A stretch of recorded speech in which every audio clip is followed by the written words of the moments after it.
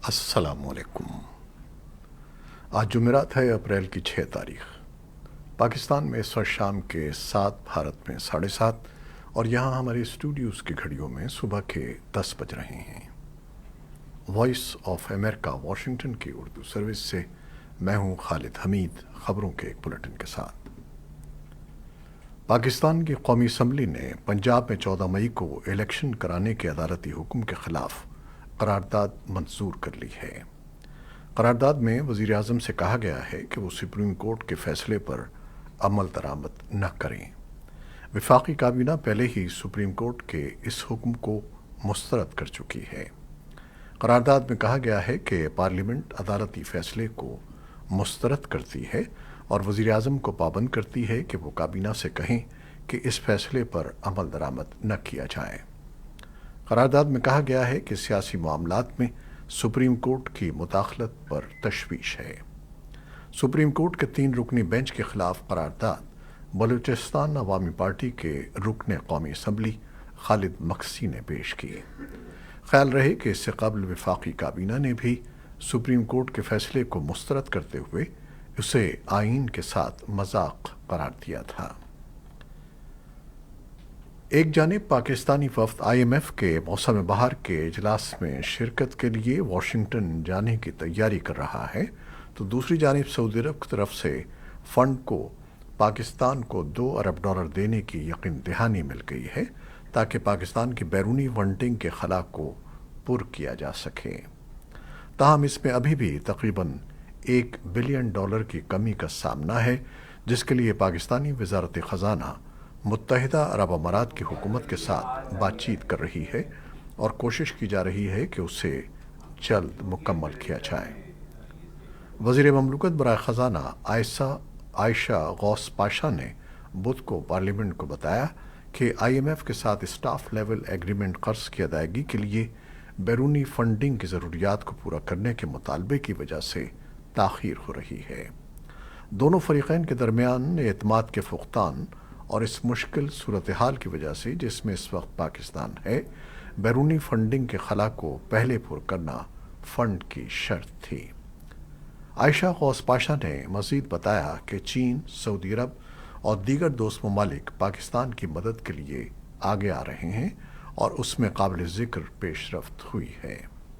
ادھر stock market نے سعودی یقین دہانی کی خبر پر مثبت رد عمل کا اظہار کیا ہے اور انڈیکس میں 633 پوائنٹس کا اضافہ دیکھا گیا ہے، جبکہ اسی طرح جمعرات کو پاکستانی روپیہ امریکی ڈالر کے مقابلے میں قدرے مضبوط دکھائی دیا اور اس کی قیمت میں ایک روز میں تقریباً 1.20% اضافہ دیکھا گیا۔ پاکستان کے افغانستان سے ملحقہ قبائلی علاقوں شمالی اور جنوبی وزیرستان میں سیکیورٹی فورسز نے کارروائیاں کر کے اہم کمانڈروں سمیت 9 عسکریت پسندوں کو ہلاک اور متعدد کو زخمی کر دیا ہے۔ فوج کے شعبے تعلقات عامہ نے جاری کردہ بیان میں کہا ہے کہ مخبروں کی اطلاع پر جنوبی وزیرستان کے سرحدی علاقے شین ورسک میں عسکریت پسندوں کی ایک پناہ گاہ پر چھاپا مارا گیا۔ عسکریت پسندوں کی مزاحمت میں اسپیشل سروسز گروپ کا ایک اہلکار جان دے بیٹھا اور 2 افسروں سمیت 4 زخمی ہو گئے۔ جوابی کارروائی میں 4 اہم کمانڈروں سمیت 8 عسکریت پسندوں کو ہلاک اور متعدد کو زخمی کر دیا گیا۔ عسکریت پسندوں کے خلاف دوسری کارروائی شمالی وزیرستان کے ایک اور سرحدی علاقے میں کی گئی، جس میں 1 جنگجو ہلاک اور 2 زخمی ہو گئے۔ مارچ کے تیسرے ہفتے کے اواخر میں فوج کے جاسوسی ادارے ISI کے اعلیٰ عہدیدار کی ہلاکت کے بعد یہ سیکیورٹی فورسز کی عسکریت پسندوں کے خلاف پہلی بڑی کارروائی تھی۔ تجزیہ کاروں کا موقف ہے کہ افغانستان کی صورتحال کے پیش نظر پاکستان بالخصوص خیبر پختونخوا میں عسکریت پسند مضبوط اور متحرک ہوتے جا رہے ہیں۔ بھارتی مسلمانوں کی ایک تنظیم جمعیت علماء ہند کے صدر مولانا محمود مدنی کی قیادت میں مسلمانوں کے ایک وفد نے نئی دہلی میں وزیر داخلہ امت شاہ سے ملاقات کی اور گزشتہ دنوں ہندوؤں کے تہوار رام نومی کے موقع پر ملک کے مختلف علاقوں میں مسلمانوں کے خلاف ہونے والے تشدد پر تشویش کا اظہار کیا اور تشدد کے ذمہ داروں کے خلاف کارروائی کا مطالبہ کیا۔ اس 16 رکنی وفد نے مسلمانوں کے خلاف نفرت انگیزی، گائے کے تحفظ کے نام پر مسلمانوں کی ہلاکت اور دیگر مسائل اٹھائے۔ مسلمانوں کے بعض حلقوں کی جانب سے اس ملاقات کا خیر مقدم کیا گیا ہے۔ بعض تجزیہ کاروں کے مطابق موجودہ حالات حکومت سے محض آرائی کے نہیں ہیں۔ وقت کا تقاضا ہے کہ حکومت سے ملاقات کر کے مسلمانوں کے مسائل اس کے سامنے رکھے جائیں۔ تاہم ایک تجزیہ کار نے ملاقات کے وقت پر اعتراض کیا۔ ان کے مطابق OIC کی جانب سے مسلمانوں پر حملے کی مذمت کے اگلے روز اس ملاقات سے غلط پیغام جا رہا ہے۔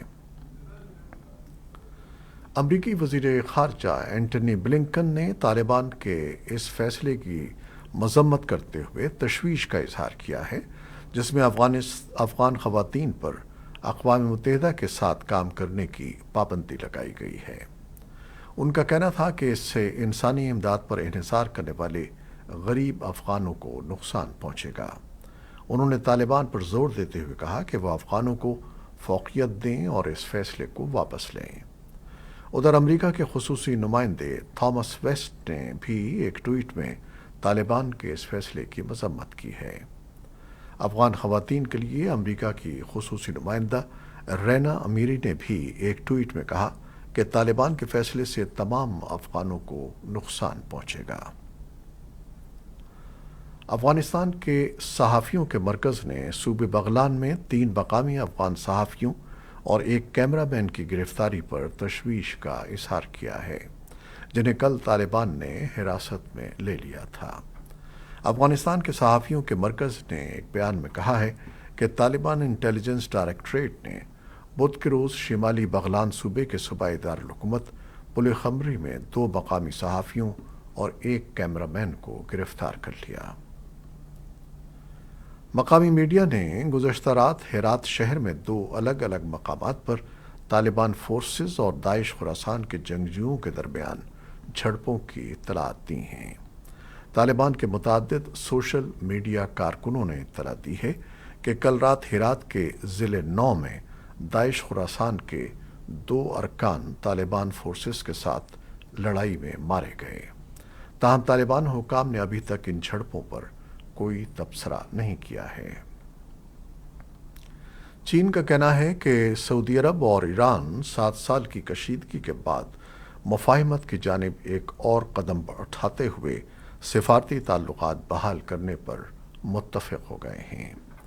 چینی وزارت خارجہ کے ترجمان ماؤ ننگ نے جمعرات کو کہا کہ دونوں ملکوں کے حکام نے ایک مشترکہ بیان پر دستخط کیے ہیں اور گزشتہ ماہ بیجنگ میں ہونے والی بات چیت کے مطابق تعلقات کو بہتر بنانے کے عزم کا اظہار کیا ہے۔ رپورٹ میں کہا گیا ہے کہ دونوں ملکوں نے اپنے درمیان پروازوں اور دوروں کی بحالی پر غور کرنے پر اتفاق کیا۔ فلسطینی عسکریت پسندوں نے جمعرات کو الصبح راکٹ داغنے کا ایک سلسلہ شروع کیا جسے جنوبی اسرائیل میں فضائی حملے کے سائرن بجائے گئے، جبکہ جاری تعطیلات کے حساس دورانیے کے دوران مسلسل دوسرے دن تشدد پھوٹ پڑا۔ راکٹ داغنے کا یہ سلسلہ یروشلم کے سب سے حساس اور مقدس مقام مسجد اقصیٰ میں ایک اور کشیدہ رات کے بعد سامنے آیا، جہاں اسرائیلی پولیس کا مسلمان نمازیوں کے ساتھ تصادم ہوا۔ متنازعہ مقدس احاطے میں اس طرح کے تصادم نے ماضی میں اسرائیل اور غزہ کے حماس کے حکمرانوں کے درمیان سرحد پار مہلک جنگوں کو جنم دیا تھا۔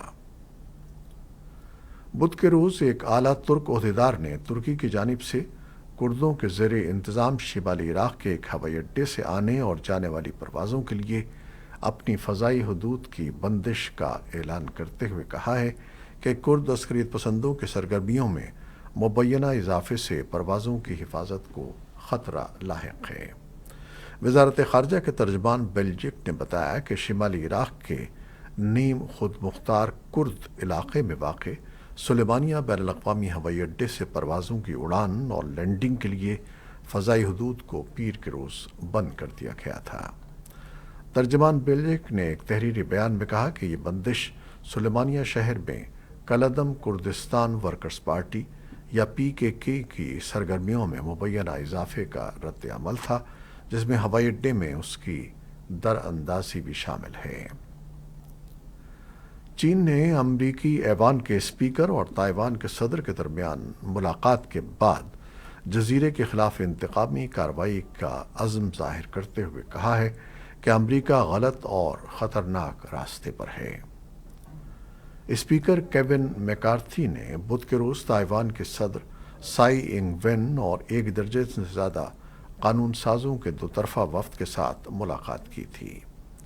یہ ملاقات ایک ایسے وقت میں ہوئی ہے جب امریکہ اور چین کے تعلقات تاریخی کم ترین سطح پر آ گئے ہیں اور تائیوان کے لیے امریکی حمایت دونوں طاقتوں کے درمیان ایک اہم وجہ اختلاف بن گئی ہے۔ جمعرات کی صبح بیجنگ نے کہا کہ وہ قومی خود مختاری اور علاقائی سالمیت کے دفاع کے لیے پرعزم اور زبردست اقدامات کرے گا، لیکن جمعرات کی سپہر تک بڑے پیمانے پر فوجی رد عمل کی کوئی نمایاں علامت سامنے نہیں آئی۔ امریکی ریاست میزوری میں بدھ کو الصبح بگولوں کی شکل میں آنے والے گرد بار کے طوفان میں کم از کم 5 افراد ہلاک ہو گئے ہیں اور بڑے پیمانے پر تباہی آئی ہے۔ ملک کے وسط مغرب اور جنوب میں اس طرح کے بگولوں اور ان علاقوں میں اولے پڑنے کے امکانات ہیں۔ میزوری اسٹیٹ میں اس قدر تباہی ہوئی ہے کہ راستوں میں گرے درختوں کو کاٹ کر متاثرہ گھروں تک پہنچنے کی کوشش کی جا رہی ہے۔ بولنگر کاؤنٹی کے شیرف کیسی گرہم نے اپنے فیس بک پیج پر بتایا ہے کہ طوفانی بگولوں نے چھوٹی دیہی آبادیوں میں بڑے پیمانے پر تباہی مچائی ہے۔ جس علاقے میں شدید طوفانی بگولوں کو سامنے ہوا ہے وہ 2 کاؤنٹیوں کے درمیان شکار کے لیے استعمال ہونے والا علاقہ ہے۔ یوکرین کے صدر ولادیمیر زیلنسکی نے بدھ کے روز ہمسایہ ملک پولینڈ کا دورہ کیا، وہاں کے رہنماؤں کو یوکرین میں جنگ کے بارے میں آگاہ کیا اور یوکرین کے پناہ گزینوں سے ملاقاتیں کی جو روس کے یوکرین پر بھرپور حملے کے بعد وہاں فرار ہو گئے تھے۔ زیلنسکی نے کہا کہ مشرقی شہر باخموت میں یوکرینی افواج کے لیے صورتحال بدستور کشیدہ ہے اور کیف کی فوجوں کو روسی افواج کے گھیرے میں آنے کا خطرہ لاحق ہوا تو سخت فیصلے کرنے پڑیں گے۔ پولینڈ کے صدر ڈوڈا نے کہا کہ روس نے یوکرین میں جنگی جرائم کا ارتکاب کیا ہے جس کی سزا اسے ضرور ملنی چاہیے۔ انہوں نے کہا کہ ہم آج یوکرین کے لیے اضافی اور حفاظتی ضمانتیں حاصل کرنے کی کوشش کر رہے ہیں جو یوکرین کی فوجی صلاحیت کو مضبوط کریں گی۔ جنگی محاذ پر خبروں میں یوکرین کے علاقائی حکام نے پیغام رسانی کی سائٹ ٹیلی گرام پر بتایا کہ یوکرین کے زیر کنٹرول دونیتسک کے علاقے میں توپ خانے کے حملوں میں 3 افراد ہلاک اور دیگر 6 زخمی ہو گئے۔ روس کی RIA نیوز ایجنسی نے کہا ہے کہ یوکرین کا ایک ڈرون زاپورژیا نیوکلیئر پاور پلانٹ کے قریب گرد کر تباہ ہو گیا ہے۔ فرانس میں ریٹائرمنٹ کی عمر 62 سے بڑھا کر 64 سال کرنے کی حکومتی تجویز کے خلاف ملک گیر مزاحمت کے 11ویں دن جمعرات کو لاکھوں افراد سڑکوں پر نکل آئے ہیں۔ مظاہرین نے ایک بار پھر فرانس کو اپنی گرفت میں لے لیا ہے، لیکن میکروں پیچھے نہیں ہٹ رہے۔ فرانس میں مظاہرین نے پیرس کے مرکزی ہوائی اڈے پر گاڑیوں کی آمد و رفت میں خلل ڈالا ہے اور ہزاروں کی تعداد میں ملک بھر کے شہروں میں مارچ کیا ہے۔ آئینی امور سے متعلق فرانس کا اعلیٰ ترین ادارہ ریٹائرمنٹ کی عمر میں اضافے کے معاملے پر غور کرے گا اور توقع ہے کہ فرانس کے عوامی معاملات میں اعلیٰ ترین فیصلہ ساز اس ماہ ایک حکم جاری کریں گے جس کے بارے میں میکرون کے مخالفین کو امید ہے کہ وہ ان کے تجاویز کو سختی سے محدود کر دیں گے۔ یہ تھیں وہ خبریں جو فیس بک لائیو پر ہم نے آپ کے لیے پیش کی۔ ہماری ویب سائٹ، یوٹیوب اور پوڈ کاسٹ پر یہ بلیٹن آپ کے لیے پوسٹ کر دیا جاتا ہے۔ آپ ہمارے بلیٹن کو شیئر کرتے ہیں اور اپنے کمنٹس میں اپنی محبتوں کا اظہار کرتے ہیں، جس کے لیے ہم آپ کے بے حد مشکور ہیں۔ اپنی ان محبتوں کو جاری رکھیے گا۔ کیمرامین سید اصفر امام اور نیوز ایڈیٹر قمر عباس جعفری کے ساتھ خالد حمید کو اب اجازت دیجیے گا۔ اللہ حافظ۔